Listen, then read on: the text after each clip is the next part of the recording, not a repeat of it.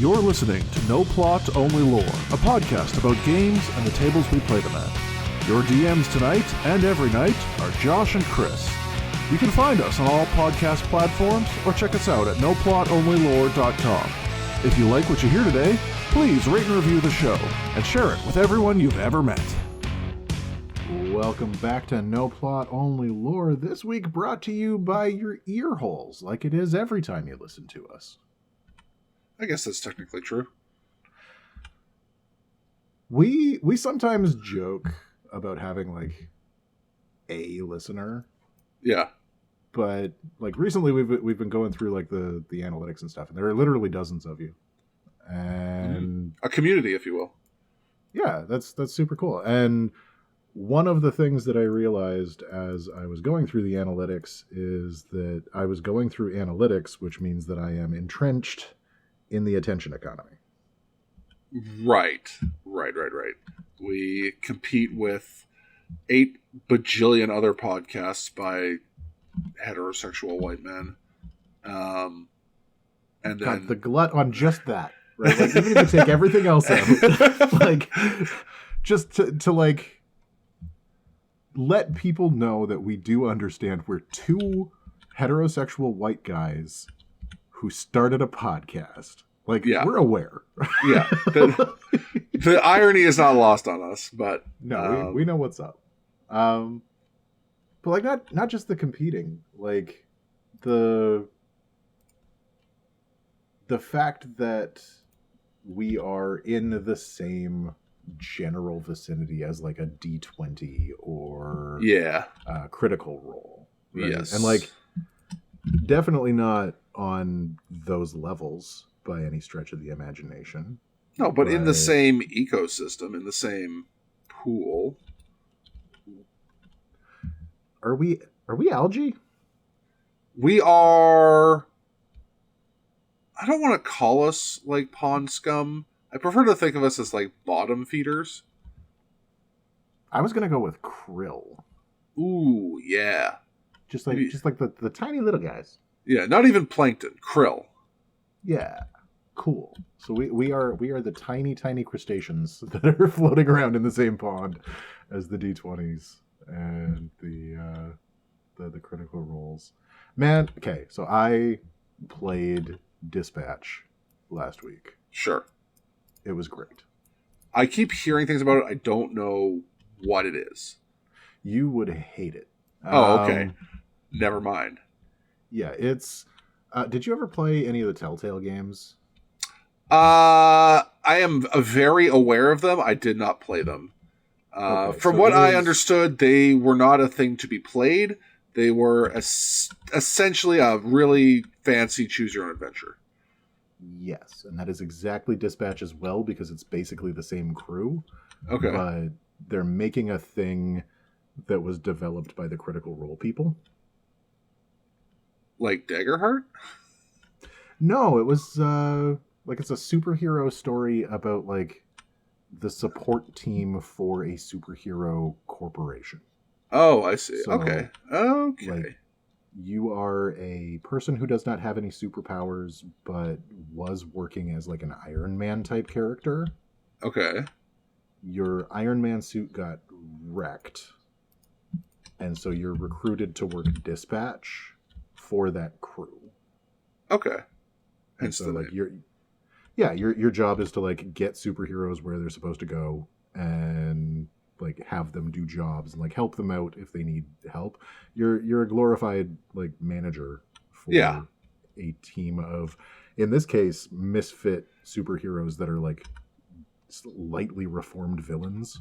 The thing I'm thinking of in my mind is, have you seen the Invincible show?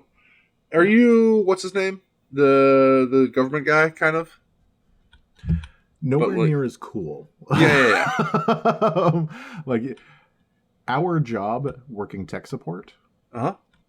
That, but for dispatching superheroes. Okay. Sure. That makes sense. So you have a desk, you dispatch your superheroes, you feed your dog. But no, it's for all that I am describing it very blasé, and for all that I recognize that it is not a thing that you would like, because it's just like a show that you watch with occasional QuickTime elements and like dialogue choices, I fucking loved it. Okay. You are welcome to your own opinions. That's fine. Yes. It seems to be like people seem to be digging whatever they're doing. So it's very, very strong, right? Like the narrative is very strong. If you are into that type of gameplay, it is very, very strong. The like mini game of dispatching the superheroes is by itself very fun, and I think would make its own great game. Okay. Right, like you just have a map of the city, and like little events pop up, and you have to decide like which superheroes you're going to send to those events. Based on their strengths. And then occasionally you'll get like one that seems really well suited to a superhero. You'll send that superhero, and then you'll get another one that's better suited to the superhero you just sent, but they're unavailable, so you have to send the guy that sucks at it. The classic superhero's dilemma.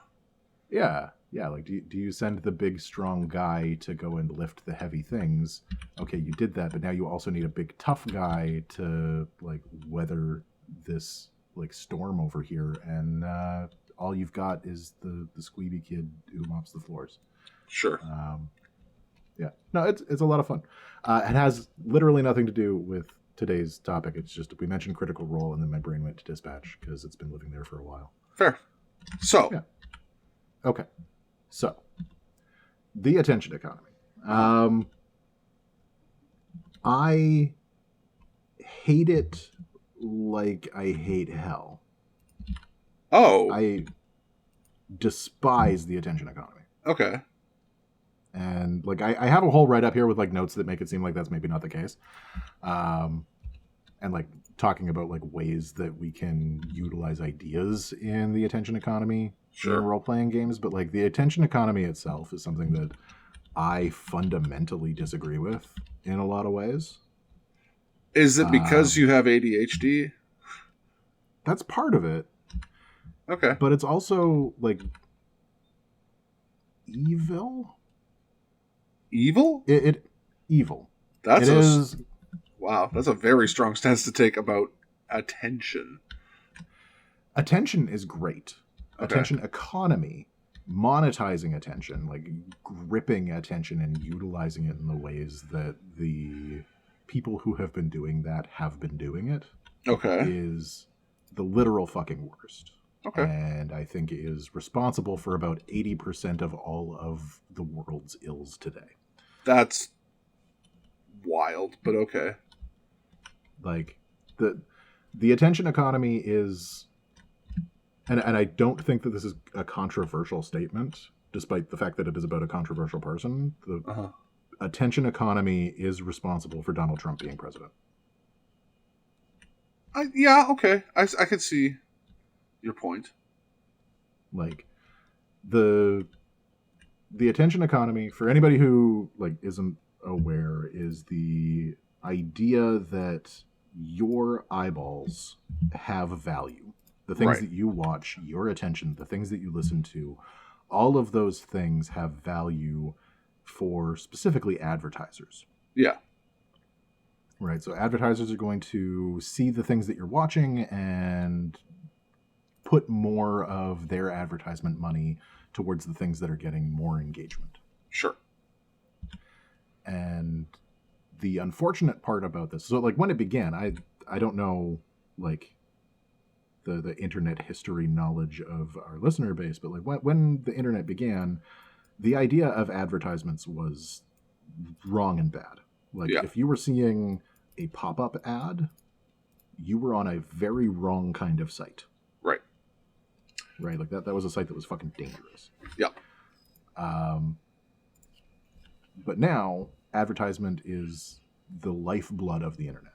It's the only reason that you can have your most popular sites is because they can sell ads on that site to fund themselves. Yeah, for the most part. Like there are a few exceptions.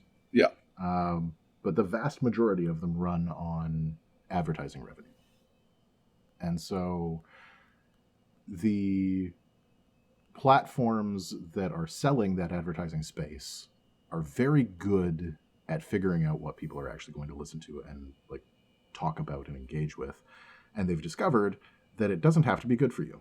Sure. Absolutely. So stuff that makes you mad. Yep. Stuff that makes you sad. Yep. I think probably the like scariest ones that I've seen are like they will watch for teenage girls who are looking at diet and weight loss content. Yeah. To advertise diet and weight loss content to them, and then they will continue to feed them more content that makes them insecure about their bodies. Yeah. Which is, just like horrific to think about.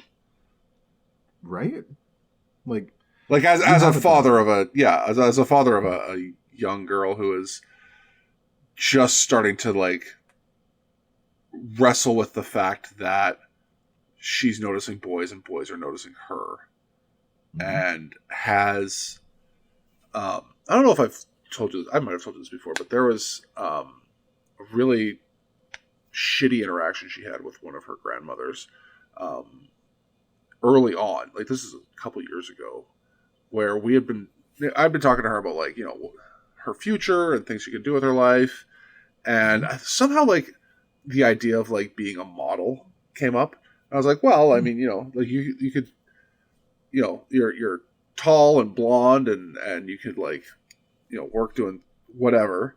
It wasn't even like about her wanting to do it. We just brought up the idea. And then later she was talking to her grandmother about that conversation. And instantly her grandmother was like, oh, well, you'll never be a model. You don't have the right, like, bones or something. Like, what? Yeah. Yeah. That, wow. Yeah. I was so mad. I bet. Because, like, of all the people you would think would, like, blow smoke up your ass about how special you are, you would think that your grandmother would? Maybe? Yeah. And, like... Because that's what mine would. At the very least.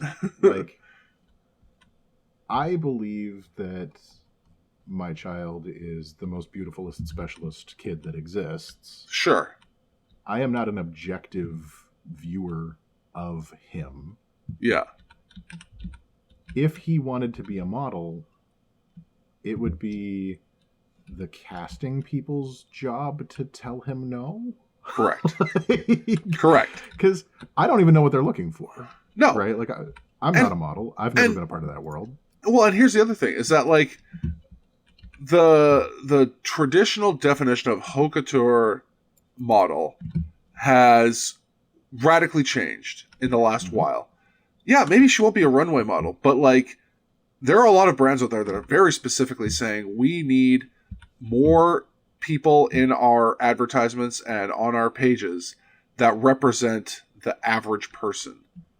And so, yeah, the fact that someone like Tess Holliday had or has a career in modeling at all should tell you everything you need to know about what body types can and can't be a model, regardless of anything else. Right? Well, and like literally anybody can do it. Sculpted too, right? Like you're sure. If you want to be a model, yeah, there are steps that you can take to improve your chances to do that, right? Like my kid wants to be a YouTuber.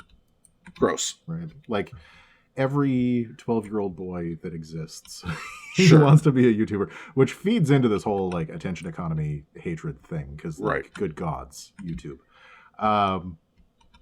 But like rather than tell him that that is dumb or wrong or bad or anything that would like quash that dream, the first thing I started to do was look at like what steps do you need to take to better your chances of success in that field. Right.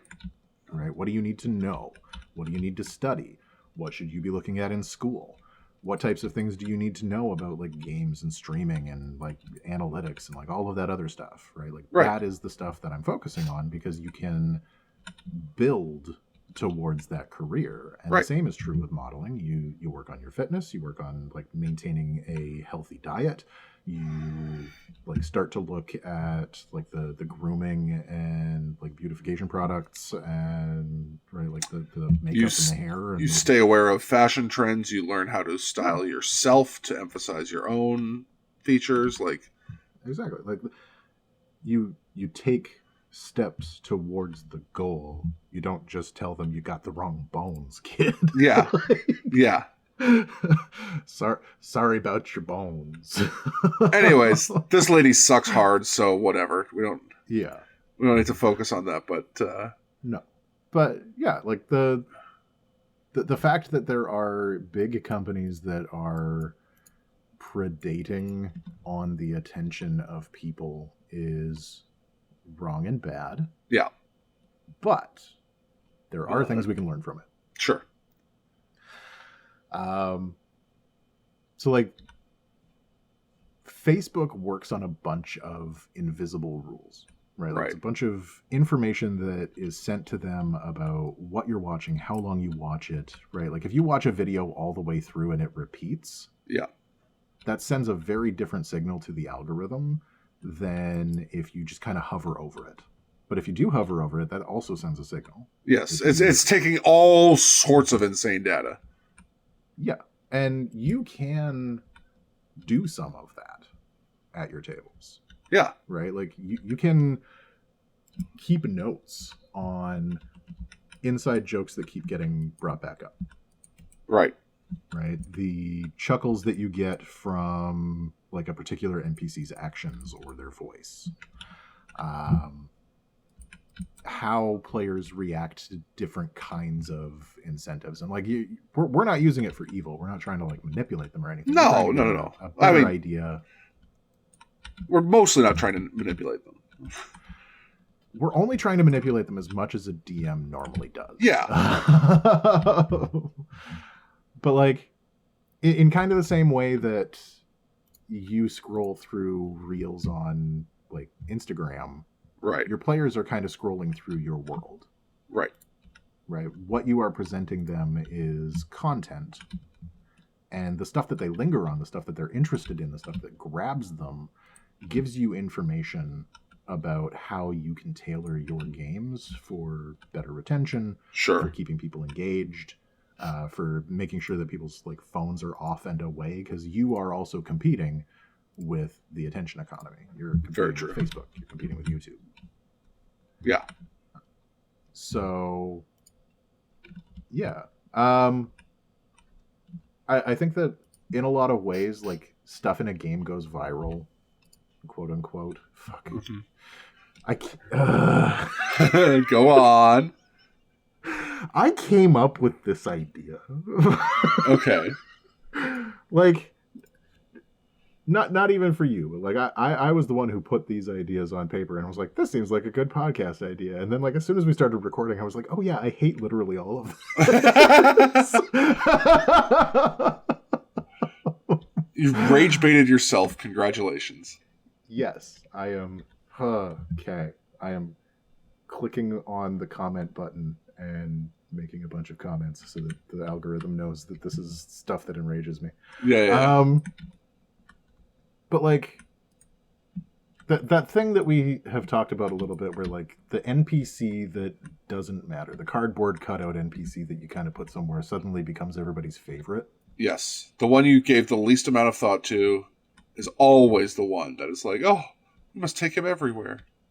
Yeah, because you like made up a stupid voice on the spot, and everybody was like, "Yeah, we need to make him do that for the rest of the game." Yeah. But like you have an immediate hook. Right? You have like weird behavior, something that like catches attention. Yeah. The party gets something out of interacting with them, right? So like they get to keep hearing that stupid voice that you came up with on the fly, or it's a character that they find particularly charming and they're like, yeah, I want to hang out with that guy more. Yeah. Right?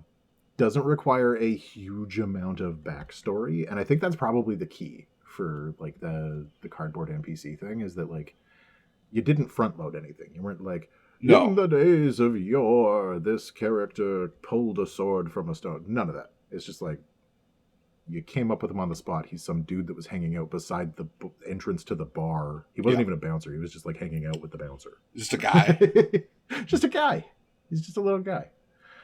And then the ability to come back to it, right? The ability to come back to that character and like know where he is. So you come back to that town and you're like, where's Jaco?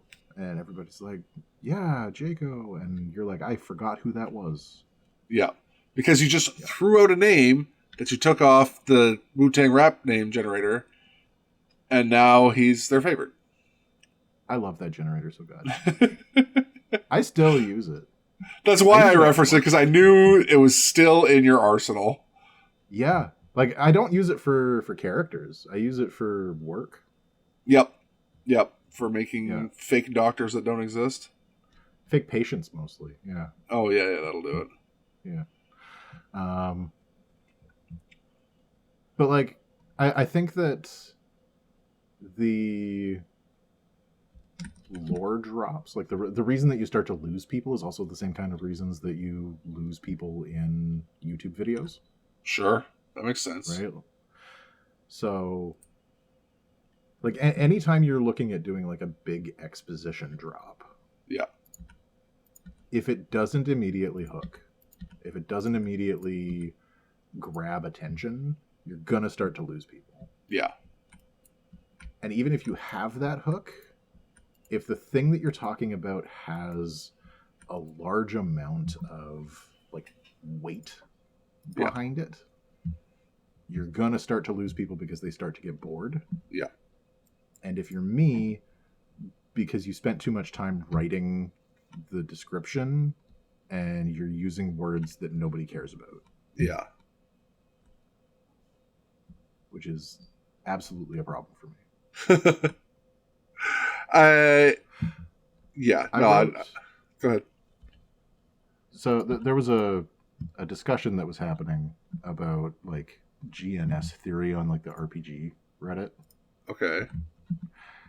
And I wrote a thing. It was like a newer blog, right? Like a blog post that was about what are rules for, based on like a Lumpley article from like 2002. Makes sense, yeah. And so I wrote a thing that was like, you kind of have to assume that nobody has actually done any research or theorizing to engage with this in the last 20 years. Right. And I wrote it like I would a response to a philosophy paper. And the first response to that was, you used a lot of funny words. But what I got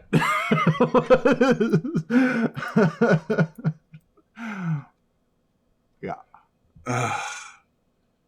I am disappointed that that's a response, but I'm not surprised.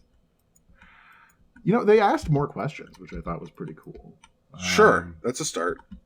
Yeah, just like there's been a lot of really interesting research that's been done on RPGs, but I'm not going to get into that because I don't need to lore dump in the middle of a podcast episode because attention economy.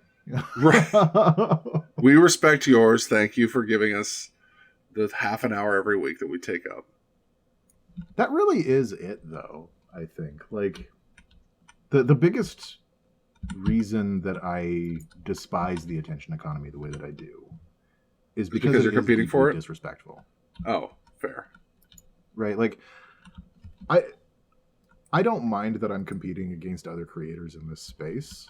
Like, the podcast makes no money, and I'm okay with that. Like, sure.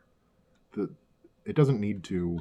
I'm not trying to monetize anybody's attention from this. Just like I like having a conversation with my friend. Yeah. And we're talking about things that I think other people might find interesting. So if people want to engage with that, that's cool. Yeah. But like the viciousness of the way the attention economy is used really drives me nuts. No, that's fair. I mean, like, it really does suck to like have it so brazenly be obvious that like you are the commodity. Yeah. Well, like it's that.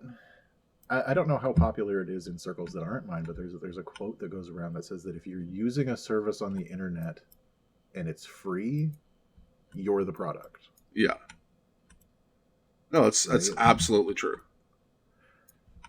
And that is a really scummy way to do business.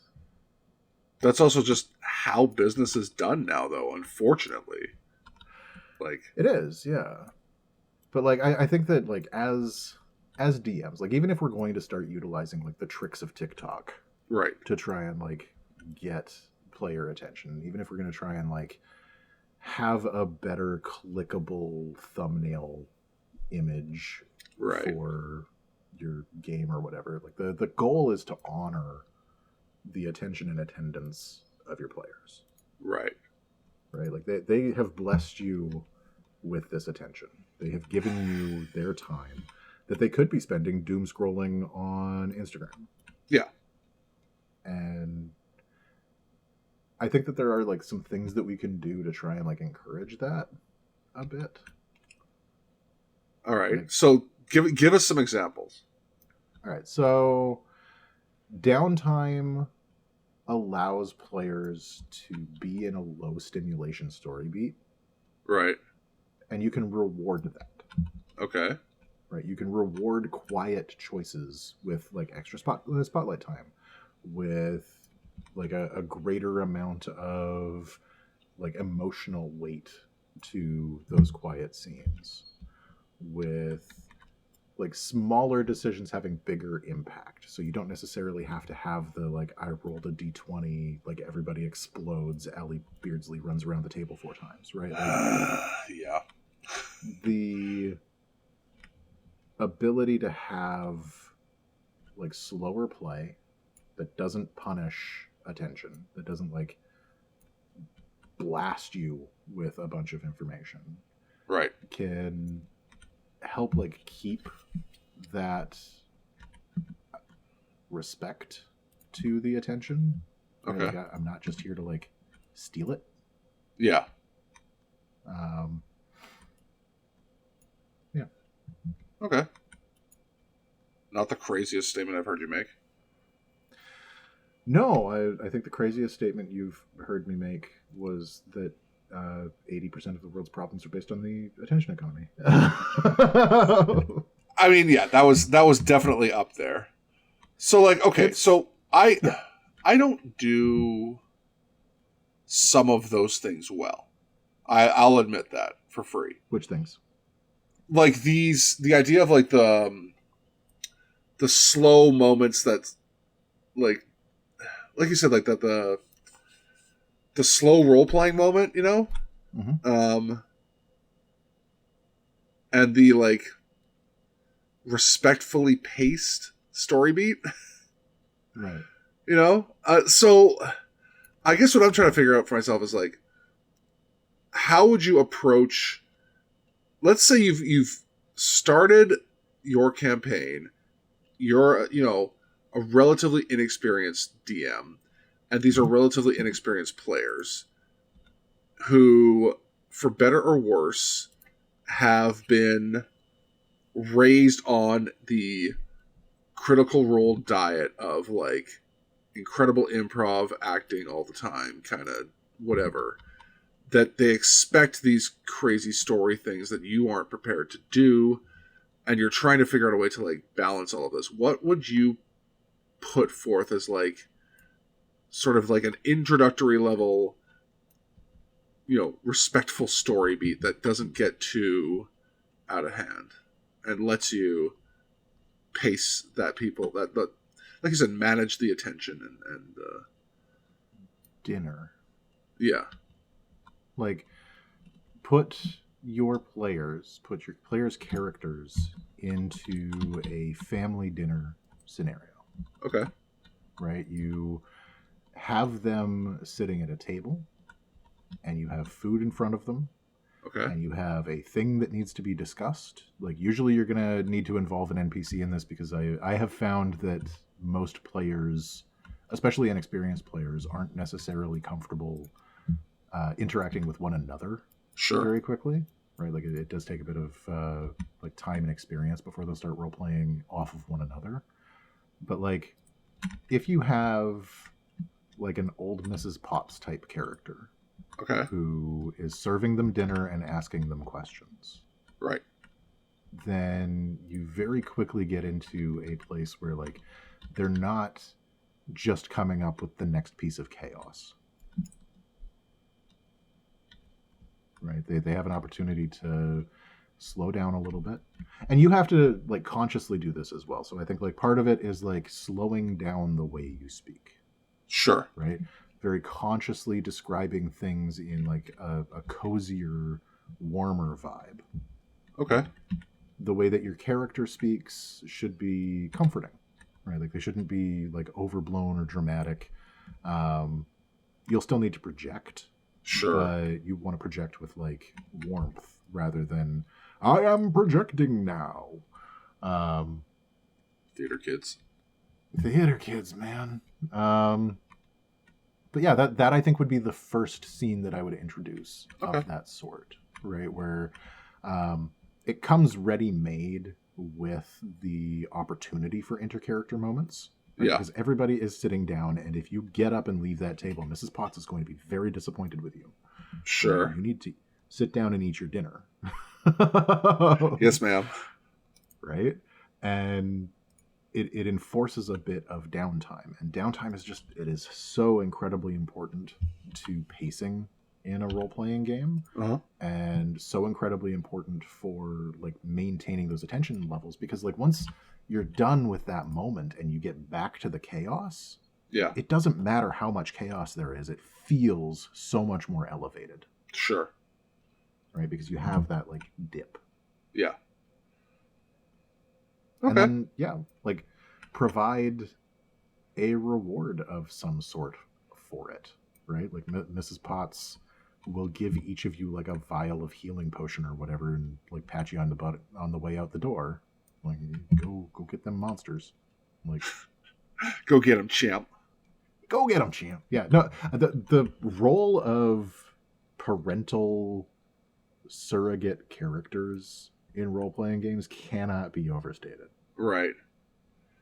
Well, and I think like, you know, part like as an additional effect of this slower moment is that like by having that kind of character exist, it reminds them that this world is like nuanced and not just, you know, crazy shit happening all the time. It's not a TV show. It's a world that they live in and have to, have to protect.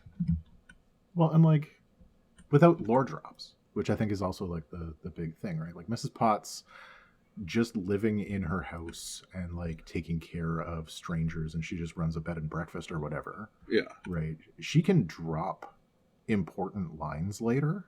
Right. Right. Like if you guys have been like hunting down some like Minotaur character for the last like 3 sessions and he's just been nowhere to be seen. Right. And just a fucking ghost. And then she says something about the creepy tall cow that like Mr. Figs is dealing with on his farm. Right? Like suddenly you've got like adventure clue tied to Sunday night dinner.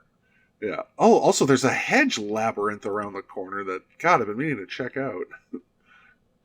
You know, they put in that corn maze, and I have not yet had a chance to try it, but I hear there's a really good reward right at the middle. Candy corn. Just like, fucking, like, yeah. No, I think that is key. NPCs, obviously a big deal for that. But like once your players get into it, though, that's kind of where it takes off for me, right? Like that is where you get the opportunity to like every travel scene. Yeah. You just sit back. Yeah. And then they start freestyling. They start talking to each other about like character beats and like having character moments, discussing the like adventures that they've been on recently and like recontextualizing stuff and like coming up with their own stories and things. Yeah, it's fucking great. But like you need to encourage it. Yeah, that's fair. You need to encourage it by rewarding their attention. Hey, thanks for making it all the way through this episode of No Plot Only Lore. If you're looking for more, you can always find us at noplotonlylore.com and on all the very best podcast platforms. If you like what you heard today, please share, rate, and review the show to feed my never-ending need for attention and validation.